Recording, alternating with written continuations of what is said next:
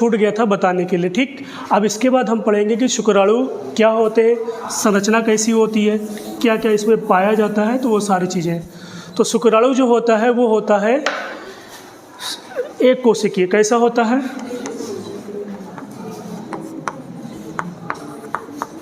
एक कोशिकीय होता है, सूक्ष्मदर्शीय होता है। कैसा होता है?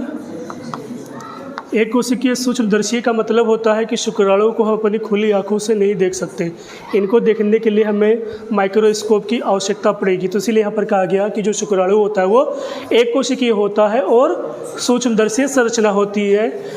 और ये कैसा होता है? यूनिफ्लैजिलेटेड होता है, यानी कि इसमें फ्लैजिला पाया जाता है। क्या पाया जाता है? यूनिफ्लैजिलेटेड होता है, एक कशाभिकीय होता है। कैसा होता है? यूनि मतलब एक और फ्लैजिला मतलब कशाभिका। तो ये कैसा होता है? एक कशाभिकीय होता है और कशाभिका के माध्यम से क्या करेगा? मूवमेंट करेगा, गति करेगा। सीलिया पाया जाता, पश्चमाभिका पाई जाती तब भी गति करता, तो सीलिया यहाँ पर पाया नहीं। सीलिया कहाँ था? अंडवाहिनी में, फैलोपियन ट्यूब में था। बट यहाँ पर क्या है? कशाभिका है, फ्लैजिला है। और कैसा होता है? एक फ्लैजिला होता है, ये पूंछ में पाया जाता है, जिसकी मदद से गति करेगा। तो कैसा होता है? एक कोशिकीय होता है, सूक्ष्मदर्शीय होता है, यूनिफ्लैजिलेटेड होता है। अगर हम शुक्राणु की बात करें तो ये कुल 4 भागों में बटा होता है। कितने भागों में? 4। जो ऊपर का हिस्सा होता है जो हेड कहलाता है, शीर्ष कहलाता है। फिर ये थोड़ा सा हिस्सा नेक या ग्रीवा कहलाता है। फिर यह हिस्सा कहलाता है मिडिल पीस, और यहाँ से लेकर यहाँ तक क्या कहलाता है? पुच्छ कहलाता है, टेल कहलाता है। ये बातें आपको क्लियर हुई? तो शुक्राणु के कुल कितने पार्ट होते हैं? 4। पहला हिस्सा कहलाएगा हेड या शीर्ष, दूसरा हिस्सा कहलाएगा ग्रीवा, तीसरा कहलाएगा मिडिल पीस मध्य भाग, चौथा कहलाएगा टेल या पूंछ। तो हम एक एक करके देखते हैं कि सब में क्या क्या पाया जाता है। तो सबसे पहले हम बात करते हैं हेड की, शीर्ष की। सबसे पहले अगर हम शुक्राणु की बात करें तो शुक्राणु जो होता है वो पूरी बॉडी मतलब पूरे शुक्राणु में चारों तरफ से एक आवरण द्वारा घिरा होता है, जिसको कहते हैं प्लाज्मा मेम्ब्रेन, जो लास्ट में जाके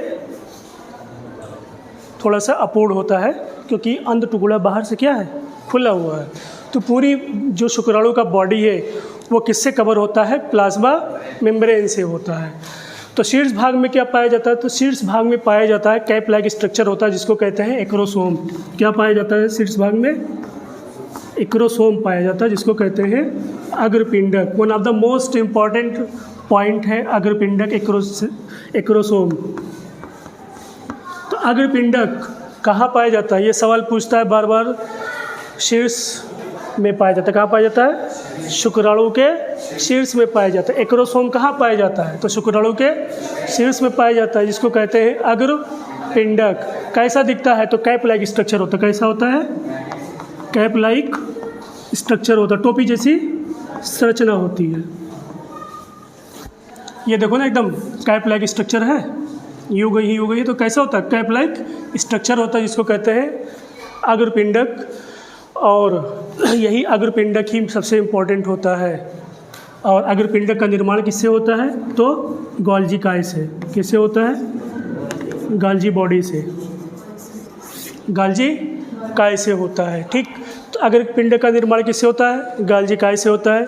इसी अग्रपिंडक के अंदर एंजाइम पाया जाता है, हाइलुरोनिडेज एंजाइम। क्या पाया जाता है? हाइलुरोनिडेज एंजाइम पाया जाता है। और यही एंजाइम की मदद से शुक्राणु अंडाणु को भेदने में सक्षम होता है। समझे? अगर हम अंडाणु की बात करें तो अंडाणु 2 आवरण द्वारा घिरा होता है। कितने आवरण द्वारा? जो बाहरी आवरण होता है इसको कहते हैं कोरोना रेडिएटा। क्या कहते हैं? कोरोना रेडिएटा कहते हैं। कोरोना वायरस नहीं है, ठीक है? क्या कहते हैं इसको? कोरोना रेडिएटा कहते हैं। जो अंदर वाला आवरण होता है उसको कहते हैं जोना पेल्यूसिडा कहते हैं। ये 2 आवरण होता है। तो जो शुक्राणु होता है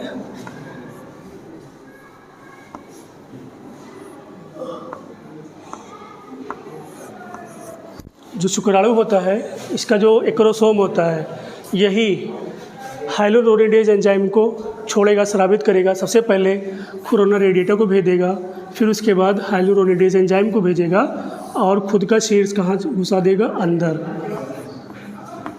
समझे, ये करता है। और इन्हीं एक्रोसोम के अंदर, किसके अंदर, न्यूक्लियस कॉन्टेनिंग क्रोमोसोमल मटेरियल पाया जाता है, यानी कि केंद्रक पाया जाता है। और इसमें पाया जाता है गुणसूत्र। क्या पाए जाते हैं? जो कैसे होते हैं, आगुणित होते हैं, यानी कि जो गुणसूत्र है या जो आनुवांशिक पदार्थ है जो ट्रांसफ़र होगा वो कहाँ पर होता है? इसी अग्रपिंडक के अंदर होता है, जो क्या कहलाता है? न्यूक्लियस कॉन्टेनिंग क्रोमोसोमल मटेरियल कहलाता है। कैसा होता है? हैप्लॉइड होता है। हैप्लॉइड मतलब अगुणित होता है। तो जो आनुवांशिक पदार्थ है वो कहाँ पाया जाता है? इसी अग्रपिंडक के अंदर पाया जाता है। यही क्रोमोसोम लाके यहाँ पर अंदर छोड़ देता है। अब क्रोमोसोम के अंदर क्या होगा? या तो एक्स वाला होगा या वाई वाला क्रोमोसोम होगा। और अंडाणु ये XX होते हैं। अगर एक्स वाला होगा तो XX फ्यूज करेगा और होगा मादा पैदा होगी, लड़की पैदा होगी। XY वाला फ्यूज करेगा तो मेल पैदा होगा, यानी कि लड़का पैदा होगा। ये सारी चीज़ें होती है। तो ये सारी चीज़ें मैं आपको निषेचन में बताऊंगा, ठीक है। तो ये काम होता है अग्रपिंडक का। और पूरा शुक्राणु अंदर नहीं जाता है, सभी नहीं भेद पाएंगे। यही तो नसीब शीर्ष भाग, कौन सा भाग? शीर्ष भाग ही अंदर जा पाता है, बाकी सब कुछ बाहर ही रहते हैं। और एक समय में लगभग 20 से कितने करोड़? 30 करोड़ शुक्राणु आते हैं, निकलते हैं। कितने शुक्राणु निकलते हैं? प्रत्येक स्खलन में, एजाकुलेशन में, प्रत्येक एजाकुलेशन में लगभग 20 से 30 करोड़ शुक्राणु निकलते हैं। इस 20 से 30 करोड़ शुक्राणु में 60% शुक्राणु कैसे होने चाहिए? सामान्य होने चाहिए। 40% जो होते हैं वो कैसे होने चाहिए? तीव्र गति वाले होने चाहिए। कैसे होने चाहिए?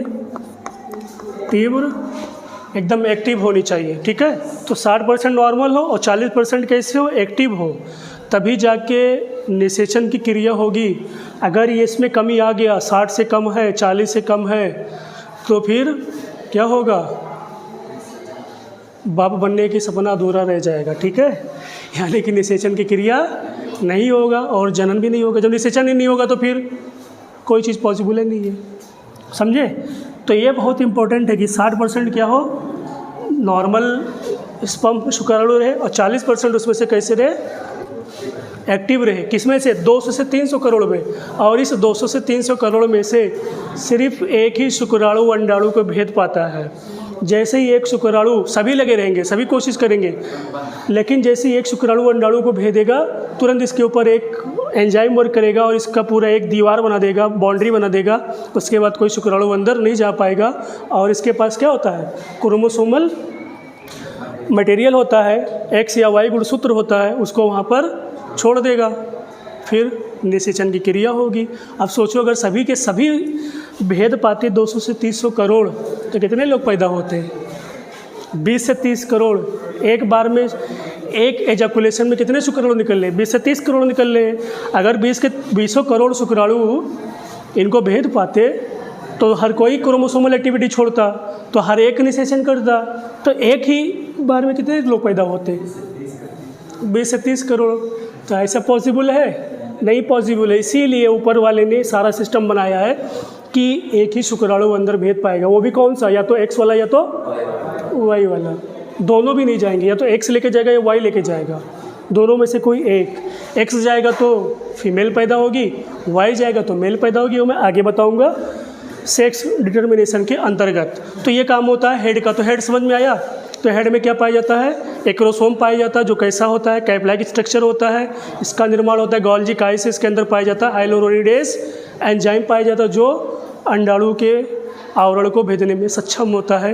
कोरोना रेडिएटा, जोना पेलुसिडा, और भी एंजाइम होते हैं। कोरोना पेनिट्रेटिंग एंजाइम भी होता है, वो भी होता है, तो हम आगे उसको बताएंगे, ठीक है। और फिर इसके अंदर क्या पाया जाता है? आनुवांशिक पदार्थ पाया जाता है, जिसको कहते हैं गुणसूत्र। अंदर छोड़ देता है, X वाला जाएगा या Y वाला जाएगा। ये तो हो गया शीर्ष, जिसको कहते हैं हेड। अब बात करते हैं गिरीवा की। तो गिरीवा में पाया जाता है 2 तारक काय। क्या पाए जाते हैं? 2 सेंट्रियोल्स पाए जाते हैं। और एक होता है आगे की तरफ, एक होता है पीछे की तरफ। आगे वाला क्या कहलाएगा? प्रोक्सिमल सेंट्रियोल का कहलाएगा, और जो पीछे वाला तो डिस्टल सेंट्रियोल्स कहलाता है। पीछे वाला जो सेंट्रियोल्स होता है, सेंट्रियोल्स को हिंदी में तारककाय कहते हैं। जो पीछे वाला तारककाय होता है वो निर्माण करता है अच्छे तंतु का, जो पुच्छ से में आगे जाकर, मतलब पुच्छ का जो अच्छे तंतु होता है, आगे का जो हिस्सा होता है वो किससे निर्माण होता है? तारककाय से। और इसी अब हम बात करते हैं तीसरे की। तो इसमें दो ही चीज़ होता है ग्रीवा में। नेक में क्या होता है? दो तारककाय पाए जाते हैं, एक आगे होगा एक पीछे होगा, और ये पूंछ का निर्माण भी इन्हीं से शुरू होता है, अच्छे तंतु से। हम बात करते हैं मध्यभाग की, मिडिल पीस की। तो मिडिल पीस पे पाया जाता है कई सारे अनेक माइटोकॉन्ड्रिया। कितने माइटोकॉन्ड्रिया? अनेक माइटोकॉन्ड्रिया पाए जाते हैं। और माइटोकॉन्ड्रिया का काम क्या होता है? Power house of the cell होता है। तो भैया वो चलने के लिए मैं यहाँ पढ़ा रहा हूँ आपको, आप पढ़ने आए हो तो खा पी के तो आए हो घर से, और सांस लेते हो, शोषण करते हो, तो शोषण के फलस्वरूप क्या बनता है? ग्लूकोज टूटता है, एनर्जी में टूटता है, 673 किलो कैलोरी ऊर्जा में टूटता है जो सांस लेते हैं तब। ये सारी चीज़ें होती है और हमें ऊर्जा प्राप्त होता है। तो सारे जो प्रोसेस है, केमिकल रिएक्शन, वो कहाँ चलता है? हमारे माइटोकॉन्ड्रिया के अंदर चलता है।